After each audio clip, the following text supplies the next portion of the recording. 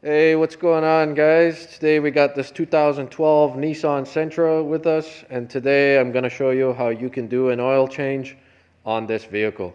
2012 Nissan Sentra, and don't worry guys, we're taking all the precautions necessary here, the social distancing, the gloves, and the mask.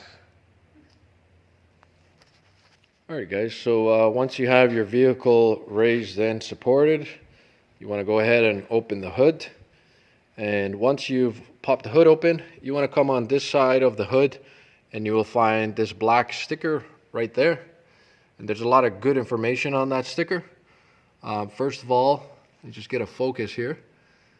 It's going to tell you a few things. Number one, if you see here under Group 2.0, this will tell you the engine size. Some of these come in a 1.8. Okay. Also, right under it is the engine oil viscosity, or the grade of oil that you will be needing. And it says right there 5W30. And this is the year of the vehicle. Because I believe on this car, it doesn't tell you the grade of oil on the oil cap itself. So yeah, there's no information on the oil cap. So that's the sticker you want to go to.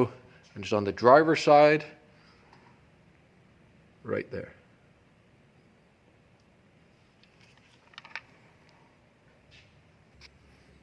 Alright guys, so once you're underneath the vehicle, just make sure you got a bucket to catch all the old oil. And if you look here towards the passenger side, this is the engine oil pan.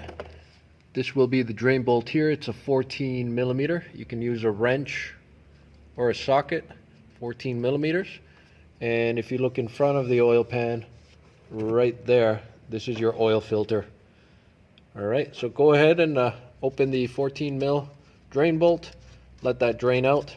Once the oil starts draining a lot slower, you can position your oil pan so you could remove the oil filter afterwards. Alright, so while that oil is draining, I'm going to show you the oil filter that you will be needing.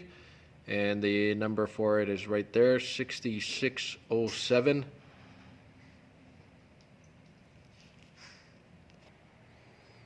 Alright guys, so once you got your drain plug put back into place and your oil filter into place, earlier I had mentioned regarding the engine size on these vehicles, they actually come in a 2 liter and a 2.5 liter, not the 1.8 I mentioned earlier. So if you got the 2 liter like this vehicle, you will need 4.1 quarts or 3.8 liters of 5W30. If you have the 2.5 liter engine, you will need 4.5 quarts or 4.3 liters of 5W30. So that's the differences. Other than that, I hope that this video was helpful and informative. And if it was, please don't forget to like, share, and subscribe for more great videos like this. Your support is greatly appreciated. Thank you and have a great day.